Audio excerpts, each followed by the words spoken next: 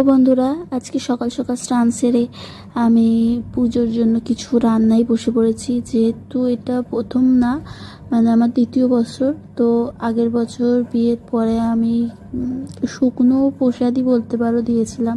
তো এবছর মন টানলো, তাই ঘরের যেহেতু পুজো, তো কিছু ভোগ করে দেব। নিজে হাতে বানাচ্ছি ঠিক, কিন্তু আমার শাশুড়ি মা সহযোগিতা করেছিল, তাই আমি করতে পেরেছি। একা হাতে হয়তো আমি পারতাম না। তো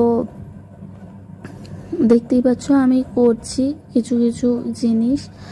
আর এখানে আমাদের অনেক পুরনো শ্বশুরবাড়িতে লক্ষ্মীনারায়ণের মূর্তি রয়েছে, মানে বিগ্রহ যেটা রয়েছে।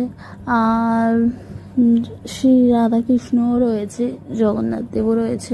তো তাই জন্য আমার একটু ইচ্ছা হলো, তাই আমি করে একটু দিচ্ছিলাম ভোগ।